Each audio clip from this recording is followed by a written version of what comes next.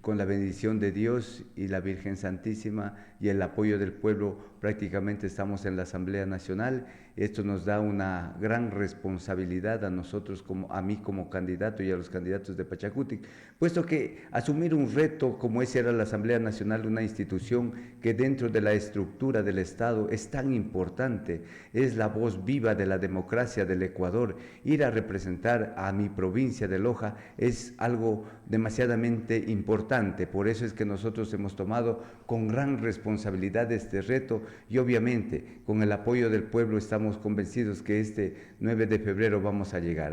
Aquí en el Cantón Loja tengo que destacar, ayer tuvimos un debate, las tres universidades, la Universidad Técnica Particular de Loja, la Universidad Nacional de Loja, la Universidad Internacional, habían estructurado un debate, asistimos 6 candidatos, el día de hoy dicen que van 6 más, pero agradecer a esa gran comunidad universitaria, a los jóvenes, cómo tuvieron ese respaldo. Pues yo en la Universidad Técnica Particular de Loja tengo un antecedente. Cuando fui estudiante de la Facultad de Ingeniería Civil, inclusive fui presidente de la Federación de Estudiantes. Entonces hay estos antecedentes y fue maravilloso participar en este debate y también fustigar, condenar a aquellos candidatos que no van, que no se presentan al pueblo, aquellos candidatos que ya tienen vergüenza de presentarse al pueblo, no fueron al debate pese a haber sido invitados, se negaron a ir. Es decir, ellos privilegian otras formas de hacer política, no presentarse, no dialogar con el pueblo, basarse únicamente en la gran inversión en sus campañas millonarias, de pintar la provincia en sus diferentes carreteras, de forrar las ciudades con publicidad electoral, inclusive transgrediendo la ley. Pero ese tipo de campañas que no dialogan con el pueblo, realmente ellos no asumen ningún compromiso directo con la ciudadanía. Y ahí están, entonces es el pueblo el que tiene la potestad, la tiene 9 de febrero, tiene esa oportunidad para castigar a estos malos políticos que no quieren dialogar con el pueblo. Y ayer decían algunos estudiantes, si ahora que son candidatos no quieren participar con nosotros ni su propuesta de trabajo, ¿cómo será cuando ganen? Ni siquiera abrirán la puerta para el pueblo. Entonces, justamente dentro de esa dinámica, agradecemos a toda la provincia de Loja, puesto que estamos con un excelente respaldo. Hay cantones en los cuales existe una efervescencia total. Yo agradezco de todo corazón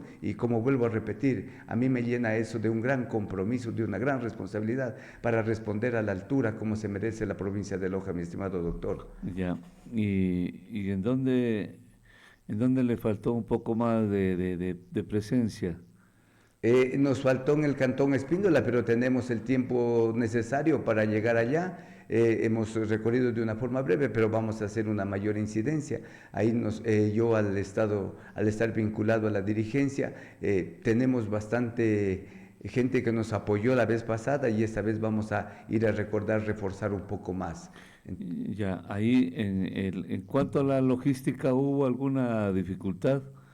Algo que le faltó, carros, plata para la comida, para los afiches, para los discomóvil, equipos que hay que contratar para el cierre de campaña. Bueno, eso es en futuro, pero ¿algo que le haya faltado?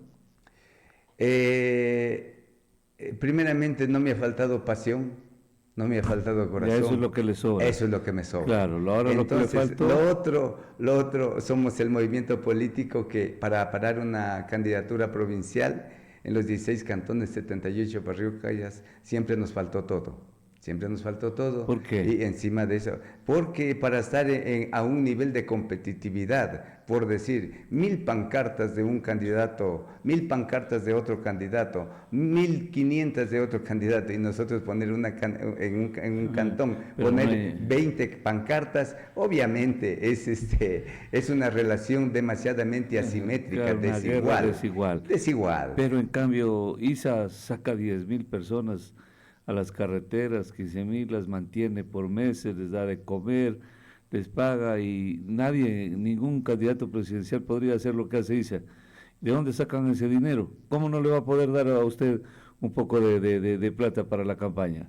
Si No, tienen para anarquizar el país, podría tener también para darle a sus compañeros o son casa sola ellos, estos candidatos presidenciales? Buenos días, 725-400, le escuchamos, adelante. Buenos días, doctora Ponte. Buenos días al señor Sarango. Es el ingeniero José Sarango.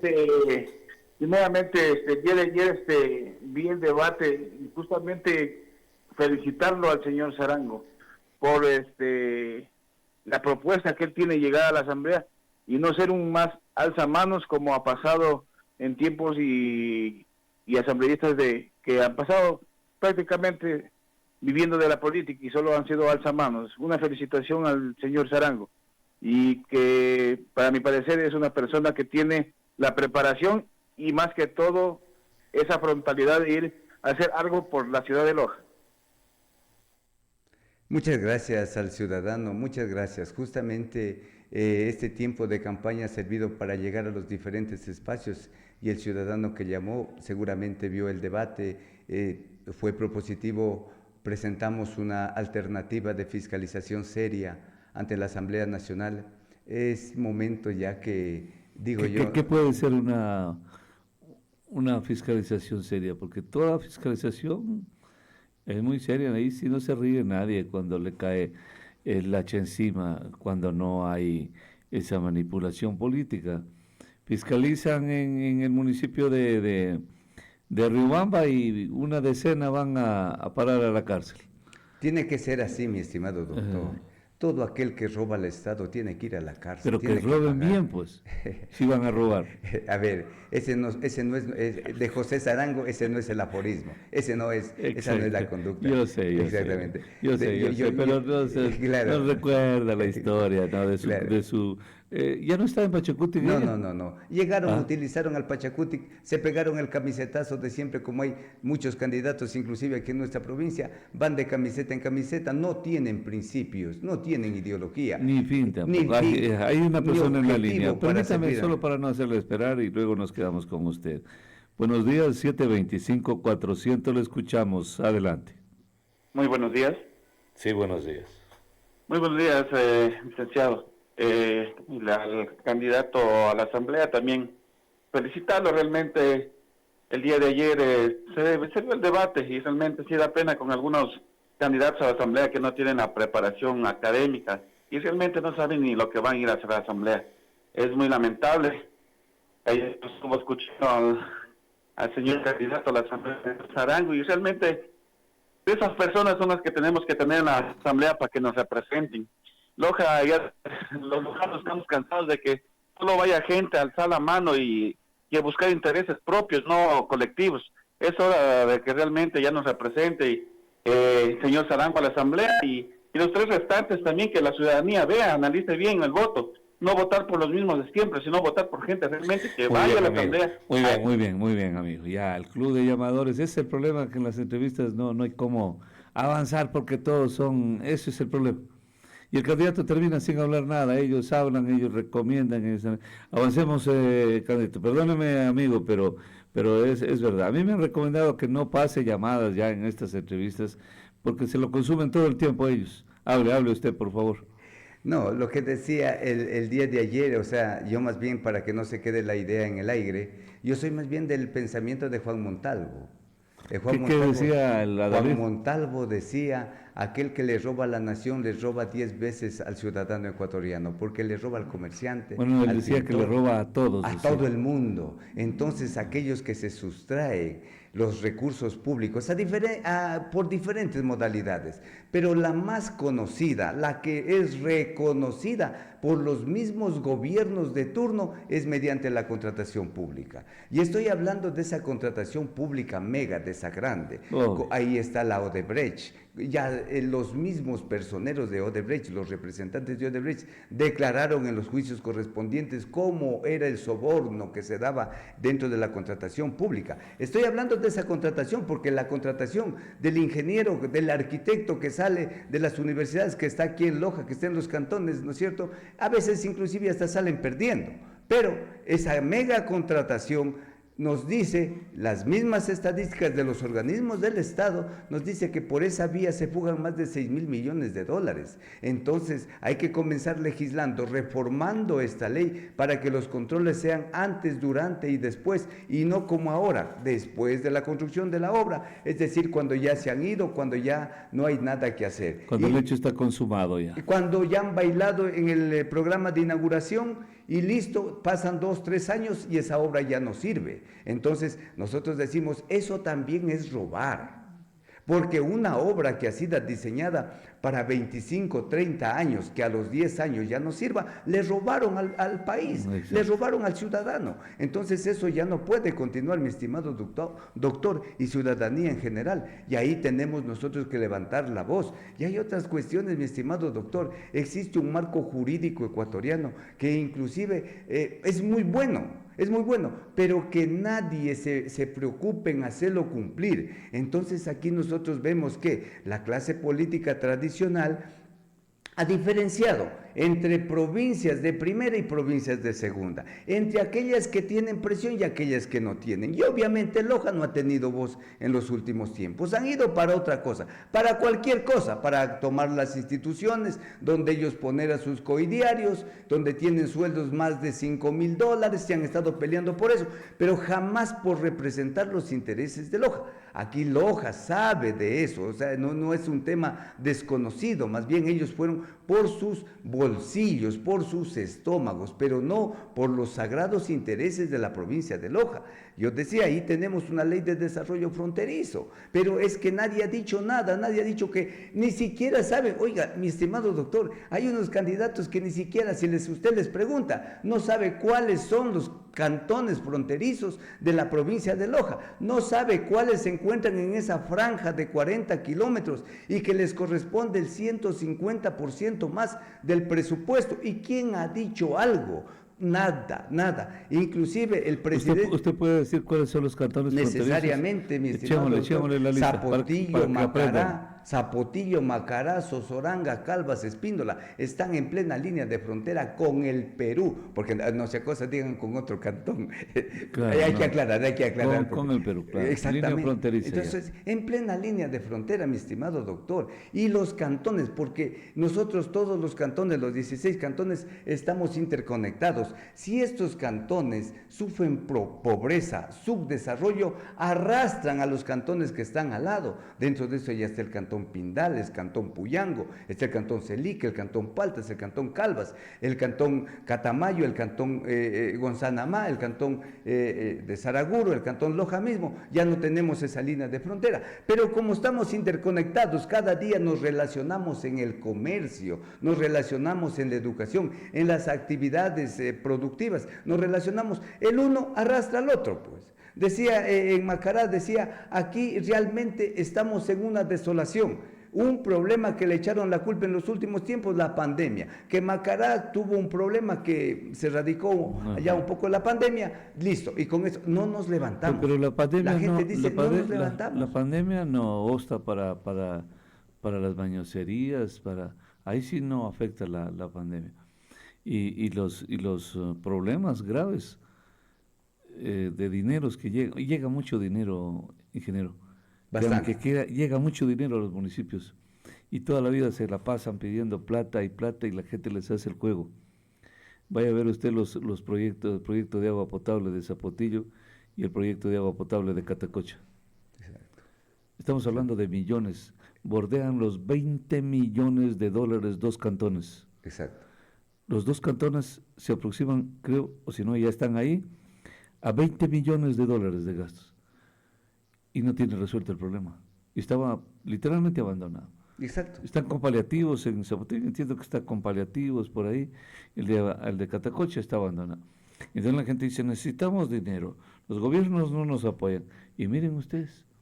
Y hay otro doctor dentro de esa misma línea en el Cantón Calvas. Existe una obra que se denomina el túnel de las Totoras. El túnel de las Totoras. Ese túnel, el presupuesto inicial comenzó con $4 millones. ¿Y Hoy ahora? en día se tiene conocimiento que pasa de los 12 millones de dólares y no hay túnel, estimado doctor. Sí. Ciudadanía en general, no hay 12 túnel. millones de O sea, dólares y no hay túnel. después de 10 años, recién comienzan a hacer otros estudios. Pasaron un año más. Oiga, después de 12 años hacer estudios, De nuevo. ¿qué pasó con los estudios iniciales? Claro, O sea, claro. porque por los estudios iniciales pagaron también una gran cantidad de dinero. Exactamente. Entonces, oiga, en el mes de marzo del año 2024 hacían los últimos estudios, pienso yo que sean los últimos, porque de pronto ahora estén pensando en nuevos estudios. Pero es que, ¿cómo podemos hacer obra pública de esa manera? Es un robo descarado. Es decir, comenzaron a hacer un túnel, después de eso se dan cuenta, cuando encuentran la naturaleza de cómo está la estructura del suelo, del subsuelo, ahí se dan cuenta que esos estudios no responden a esas realidades. Para que vea usted el latrocinio cómo es sistemático, ¿no?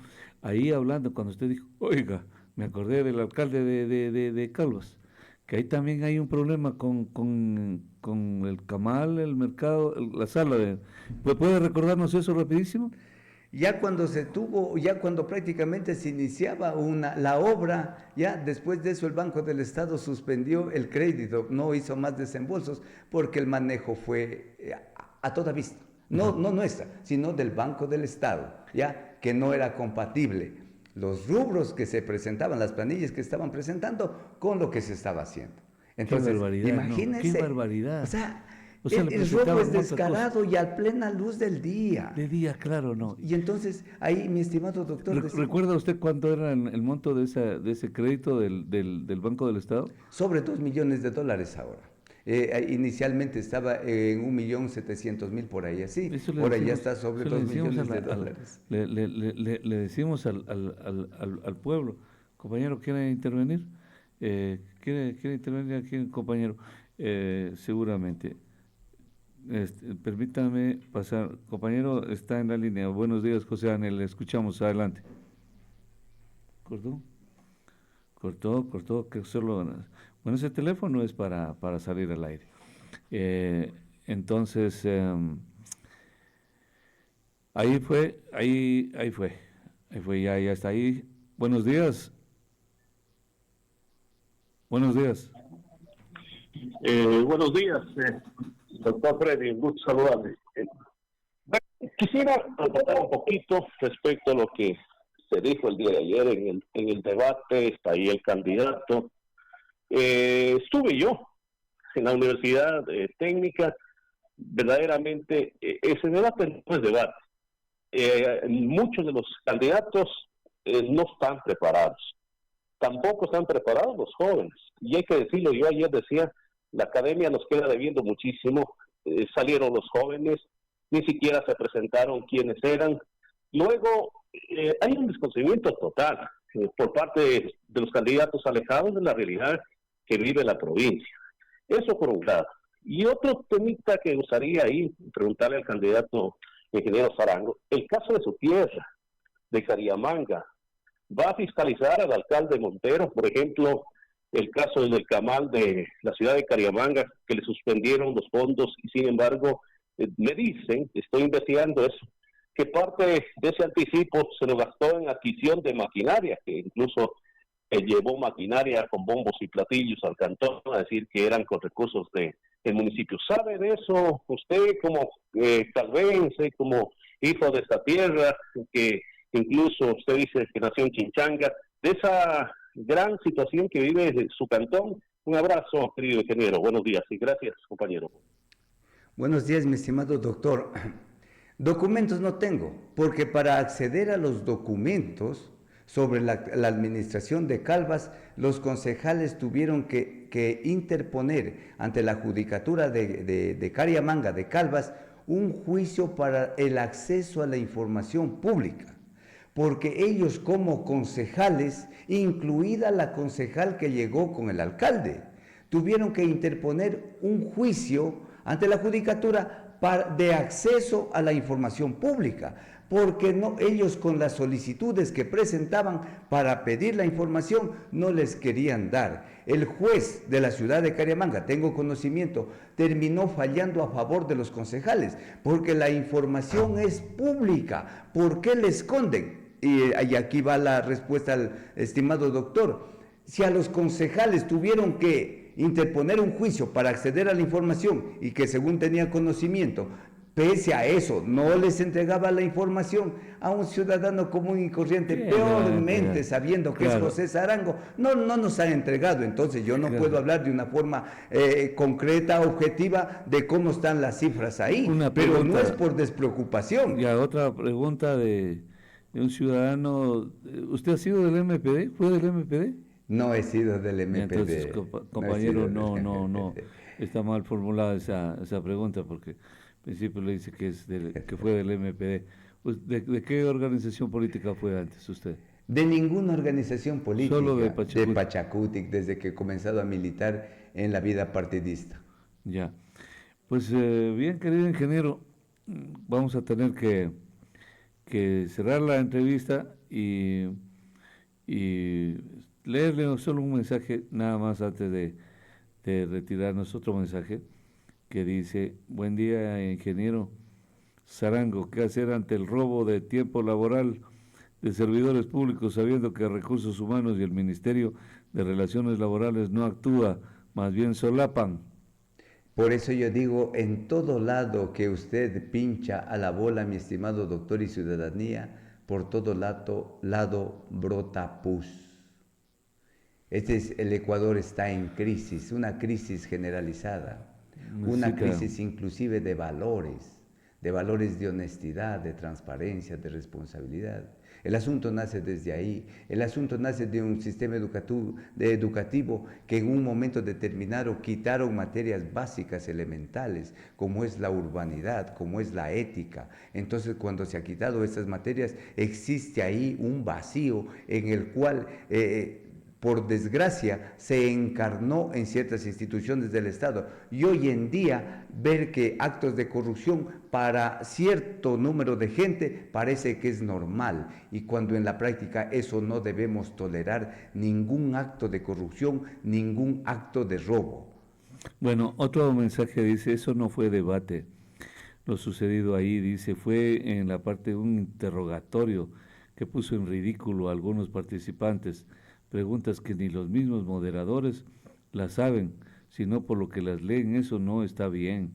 Claro, hay gente que les dan haciendo feo, pero todo el mundo dice, y les gusta eso, les gusta para figuretear. Por eso jamás de los jamases, al menos en mi humilde vida periodística, nunca hice un debate.